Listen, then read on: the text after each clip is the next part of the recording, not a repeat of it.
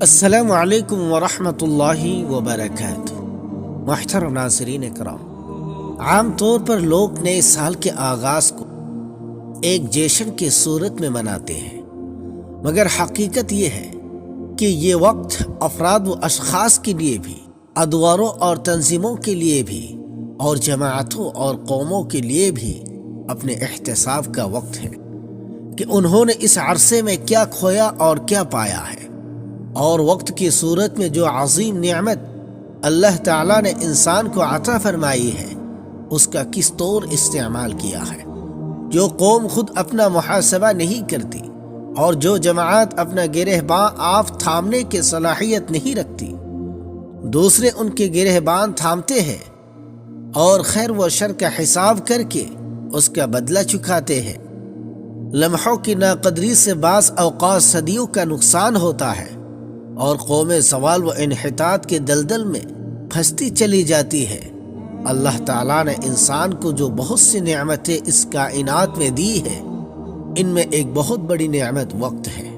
انسان سمجھتا ہے کہ اس کی عمر بڑھ رہی ہے، اس کے اوقات بڑھ رہے ہیں، لیکن در حقیقت عمر گھٹتی جاتی ہے اور ہر لمحہ وقت کے متاع گرا مایا اس کے ہاتھوں سے نکلتی جاتی ہے۔ ہو رہی ہے عمر مثل برف کم، ہو رہی ہے عمر مثل برف کم، چپکے چپکے لمحہ لمحہ دم بدم۔ وقت کی قدر و قیمت کا اندازہ اس سے لگائیے کہ خود اللہ تعالیٰ نے اپنی کتاب میں کتنی ہی مقامات پر وقت کی قسم کھائی ہے۔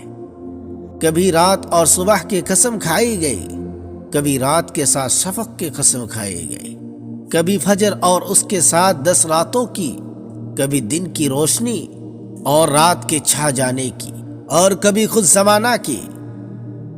دونوں کے آمد رفت اور سورج و چاند کے طلوع و غروب سے اوقات کا علم ہوتا ہے۔ قرآن مجید نے جا بجا اللہ کی نعمت کی حیثیت سے ان کا ذکر فرمایا ہے۔ اللہ تعالیٰ قیامت میں انسان کی اس کی عمر کے بارے میں بھی سوال فرمائیں گے کہ کیا ہم نے تم کو اتنی عمر نہیں دی تھی جس میں نصیحت حاصل کرنے والے لوگ نصیحت حاصل کر سکے۔ رسول اللہ صلی اللہ علیہ وسلم نے ارشاد فرمایا کہ قیامت کے دن آدمی سے اس بارے میں سوال کیا جائے گا کہ اس نے اپنی عمر کس کام میں گزاری اور اپنی جوانی کو کس مقصد میں صرف کیا۔ حضرت عبداللہ ابن عمر رضی اللہ تعالی عنہما سے مروی ہے کہ رسول اللہ صلی اللہ علیہ وسلم نے ارشاد فرمایا، 2 نعمتیں ایسی ہیں جن کے بارے میں بہت سے لوگ دھوکے میں مبتلا ہیں، صحت اور فراغت وقت۔ افسوس کہ ایسی واضح تعلیمات اور ہدایت کے باوجود بہت سارے مسلمان بھی اپنی زندگی اور وقت کے بارے میں دھوکے میں مبتلا ہیں۔ جب سال مکمل ہوتا ہے یا ان کی تاریخی پیدائش کا دن آتا ہے تو وہ اسے عمر کا بڑھنا سمجھ کر ہیپی نیو ایئر اور ہیپی برتھ ڈے کے عنوان سے جشن مناتے ہیں، حالانکہ ہر گزرنے والا وقت ہماری عمر فانی کو گھٹا رہا ہے اور ہمیں اس دنیا سے دور اور آخرت سے قریب لے جا رہا ہے۔ لہٰذا نئے سال یا پیدائش کا جشن منانے کے بجائے اس بات کا جائزہ لینا چاہیے کہ گزری ہوئی زندگی میں ہم نے کیا کھویا اور کیا پایا۔ دنیا کے تمام مذاہب اور قوموں میں تہوار اور خوشیاں منانے کے مختلف طریقے ہیں۔ ہر ایک تہوار کا کوئی نہ کوئی پس منظر ہے اور ہر تہوار کوئی نہ کوئی پیغام دے کر جاتا ہے جن سے نیکیوں کی ترغیب ملتی ہے اور برائیوں کو ختم کرنے کی دعوت ملتی ہے، لیکن لوگوں میں بگاڑ آنے کی وجہ سے ان میں ایسی بدعات و خرافات بھی شامل کر دی جاتی ہے کہ ان کا اصل مقصد ہی فوت ہو جاتا ہے۔ جیسے جیسے دنیا ترقی کے منازل طے کرتی گئی اور مہذب ہوتی گئی، انسانوں نے کلچر اور آرٹ کے نام پر نئے جشن اور تہوار وضع کی۔ انہی میں سے ایک نئے سال کا جشن ہے۔ دراصل یہ نئے سال کا جشن عیسائیوں کا ایجاد کیا ہوا ہے۔ عیسائیوں میں قدیم زمانہ سے نئے سال کے موقع پر جشن منانے کی روایت چلتی آ رہی ہے۔ اس کی ایک وجہ یہ بتائی جاتی ہے کہ ان کے عقیدے کے مطابق 25 دسمبر کو حضرت عیسیٰ علیہ الصلاۃ والسلام کی پیدائش ہوئی۔ اسی کی خوشی میں کرسمس ڈے منایا جاتا ہے، جس کی وجہ سے پوری دنیا میں جشن کی کیفیت رہتی ہے، اور یہی کیفیت نئے سال کی آمد تک برقرار رہتی ہے۔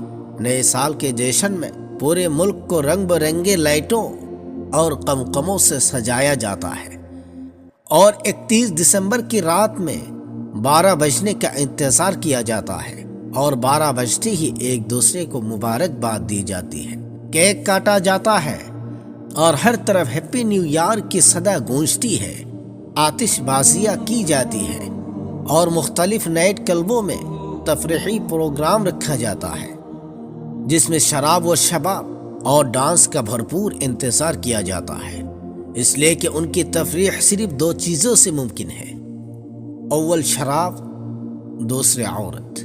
آج ان عیسائیوں کی طرح بہت سے مسلمان بھی نئے سال کے منتظر رہتے ہیں، اور 31 دسمبر کا بے صبری سے انتظار رہتا ہے۔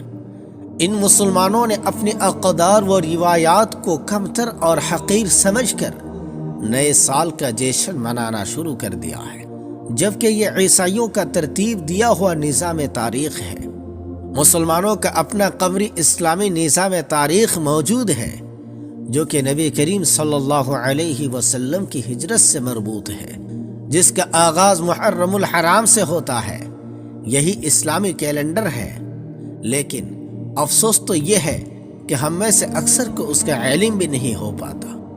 زندگی اللہ تعالیٰ کی طرف سے عطا کردہ ایک بیش قیمتی نعمت ہے، اور نعمت کے زائل یا کم ہونے پر جشن نہیں منایا جاتا، بلکہ افسوس کیا جاتا ہے۔ گزرا ہوا سال تلخ تجربات، حسیس یادیں، خوشگوار واقعات اور غم و الم کے حادثات چھوڑ کر رخصت ہو جاتا ہے، اور انسان کو زندگی کی بے ثباتی اور ناپائیداری کا پیغام دے کر الوداع کہتا ہے۔ سال ختم ہوتا ہے تو حیات مستعار کی بہاریں بھی ختم ہو جاتی ہیں، اور انسان اپنی مقررہ مدت زیست کی تکمیل کی طرف رواں دواں ہوتا رہتا ہے۔ اسی کو شاعر نے کہا ہے، غافل تجھے گھڑیال یہ دیتا ہے منادی، غافل تجھے گھڑیال یہ دیتا ہے منادی، گردوں نے گھڑی عمر کی ایک اور گھٹا دی۔ حضرت عبداللہ ابن مسعود رضی اللہ تعالی عنہ فرماتے ہیں کہ میں کسی چیز پر اتنا نادم اور شرمندہ نہیں ہوا جتنا کہ ایسے دن کے گزرنے پر جس کا سورج غروب ہو گیا، جس میں میرا ایک دن کم ہو گیا اور اس میں میرے عمل میں اضافہ نہ ہو سکا۔ حضرت حسن بصری رحمۃ اللہ علیہ فرماتے ہیں کہ اے ابن آدم، تو ایام ہی کا مجموعہ ہے، جب ایک دن گزر گیا تو یوں سمجھ تیرا ایک حصہ بھی گزر گیا۔ یہ عمر اور زندگی جو ہم کو عطا ہوئی ہے، وہ صرف آخرت کے ابدی زندگی کی تیاری کے خاطر عطا ہوئی ہے، کہ ہم اس کے ذریعے آنے والے زندگی کو بہتر بنا سکیں اور اپنے اعمال کو اچھا بنا سکیں۔ حضرت علی رضی اللہ تعالی عنہ فرماتے ہیں کہ یہ ایام تمہاری عمروں کے صحیفے ہیں، اچھے اعمال سے ان کو دوام بخشو۔ نبی کریم صلی اللہ علیہ وسلم کا ارشاد ہے، وَمِنْ حُسْنِ إِسْلَامِ الْمَرْءِ تَرْكُهُ مَا لَا يَعْنِيهِ، آدمی کے اسلام کی خوبی یہ ہے کہ وہ فضول چیزوں سے بچے۔ یہ مختلف طرح کے جشن یہود و نصارہ اور دوسری قوموں میں منائے جاتے ہیں۔ اب سوال یہ ہے کہ اس موقع پر مسلمانوں کو کیا رویہ اختیار کرنا چاہیے جو قرآن و احادیث کی روشنی میں صحیح ہو؟ بعض کتب حدیث میں یہ روایت موجود ہے کہ جب نیا مہینہ یا نیا سال کا پہلا مہینہ شروع ہوتا تو اصحاب رسول صلی اللہ علیہ وسلم ایک دوسرے کو یہ دعا سکھاتے اور بتائے تھے، اللہم ادخلہ علینا بالامن والایمان والسلامة والاسلام ورضوان من الرحمن وجواز من الشیطان۔ اے اللہ، اس نئے سال کو ہمارے اوپر امن و ایمان، سلامتی و اسلام اور اپنی رضامندی نیز شیطان سے پناہ کے ساتھ داخل فرما۔ اس دعا کو پڑھنا چاہیے۔ نیز اس وقت مسلمانوں کو 2 کام خصوصاً کرنے چاہیے، یا دوسرے الفاظ میں کہہ لیجئے کہ نیا سال ہمیں خاص طور پر 2 باتوں کی طرف متوجہ کرتا ہے، ایک ماضی کا احتساب، دوسرا آگے کا لائحہ عمل۔ نیا سال ہمیں دینی اور دنیاوی دونوں میدانوں میں اپنا محاسبہ کرنے کی طرف متوجہ کرتا ہے کہ ہماری زندگی کا جو ایک سال کم ہو گیا ہے اس میں ہم نے کیا کھویا اور کیا پایا۔ ہمیں عبادت، معاملات، اعمال حلال و حرام، حقوق اللہ اور حقوق العباد کی ادائیگی کے میدان میں اپنے زندگی کا محاسبہ کر کے دیکھنا چاہیے کہ ہم سے کہاں کہاں غلطیاں ہوئی، اس لیے کہ انسان دوسروں کے نظروں سے تو اپنی غلطیوں اور کوتاہیوں کو چھپا سکتا ہے لیکن خود کے نظروں سے نہیں بچ سکتا۔ اس لیے نبی کریم صلی اللہ علیہ وسلم کا ارشاد ہے، حاسبوا انفسکم قبل ان تحاسبوا، تم اپنا خود محاسبہ کرو قبل اس کے کہ تمہارا حساب کیا جائے۔ اس لیے ہم سب کو ایمانداری سے اپنا اپنا مواخذہ اور محاسبہ کرنا چاہیے اور ملی ہوئی مہلت کا فائدہ اٹھانا چاہیے اس سے پہلے کہ یہ مہلت ختم ہو جائے۔ اور دوسرا عمل ہے اپنی خود احتسابی اور جائزہ کے بعد اس کے تجربات کی روشنی میں بہترین مستقبل کی تعمیر و تشکیل کے منصوبے میں منہمک ہونا ہوگا۔ کیا ہماری کمزوریاں رہی ہیں اور ان کو کس طرح دور کیا جا سکتا ہے؟ دور نہ صحیح تو کیسے کم کیا جا سکتا ہے؟ انسان غلطی کا پتلا ہے، اس سے غلطیاں تو ہوگے ہی، کسی غلطی کا ارتکاب تو برا ہے ہی، اس سے بھی زیادہ برا یہ ہے کہ اس سے سبق حاصل نہ کیا جائے اور اسی کا ارتکاب کیا جاتا رہے۔ یہ منصوبہ بندی دینی اور دنیاوی دونوں معاملات میں ہو، جیسا کہ حدیث سے معلوم ہوتا ہے کہ نبی کریم صلی اللہ علیہ وسلم کا ارشاد ہے، 5 چیزوں سے پہلے 5 چیزوں کو غنیمت جان لو، اپنی جوانی کو بڑھاپے سے پہلے، اپنی صحت و تندرستی کو بیماری سے پہلے، اپنی مالداری کو فقر و فاقہ سے پہلے، اپنے خالی اوقات کو مشغولیت سے پہلے، اپنی زندگی کو موت سے پہلے۔ آخرت کی زندگی کی کامیابی اور ناکامی کا دارمدار اسی دنیا کے اعمال پر منحصر ہے۔ محترم ناظرین، اس لیے ہم عزم مصمم کریں کہ وقت کی پوری قدردانی کریں گے اور اپنے ایک ایک لمحہ کو ضائع ہونے سے بچائیں گے۔ اگر ہم سب اس کا عزم کریں اور اپنے آپ کو اس پر قائم رکھیں تو کون ہے جو اس امت مرحومہ کی سربلندی کو روک سکے؟ اللہ پاک ہم سب کو دنیا کی تمام فتنوں سے حفاظت فرمائے، آمین یا رب العالمین۔